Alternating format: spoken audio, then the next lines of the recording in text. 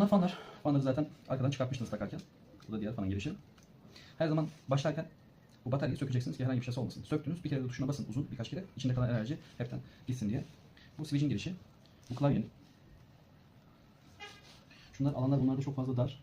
Yani çok dikkat edin. Kırmamaya ya da kesmemeye çalışın. Yani yavaş yapın ama iş sağlam olsun. Bu şekilde. Bu da klavyenin RGB'si. Bunu takmazsanız bu şey yanmaz. İşte bahsettiğim alan çok fazla dar dediğim bu laptoplarda, bu modellerde geçerli. Tabii ki ekran kablosu, Flexi. Bunu da taktık. Flexi'nin yan kablosu. Dikkatli yapın, bir daha sökmek zorunda kalmayın. İlk başlarken bir kere resmini çekerseniz iyi olur. Nerede ne var gibisinden. Bu şarj paketi. Dediğim gibi bataryayı en son. Sakın ola bataryayı takmayın. İş devam ederken en son bitirdiğiniz zaman takarsınız.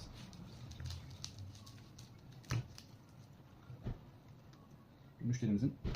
Biz müşterilere laptop temizlik işleri geldiği zaman macun temizliği kayıtlarını göstererek işte sonrasında arkadaşlar burada Ethernet var.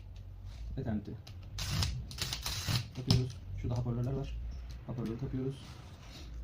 Sonra M2'ler. Boştaki M2.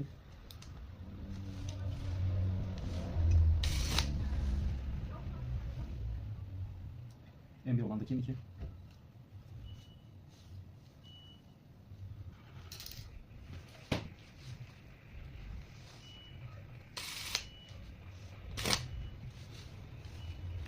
Koruma taraflarındaki bir balon yapıyoruz.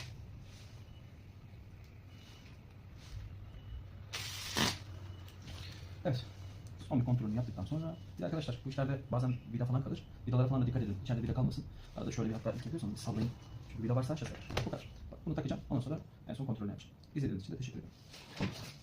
Dolumuz bitti. Gerekli kontrollerini içeride yaptık. Şimdi açılışı.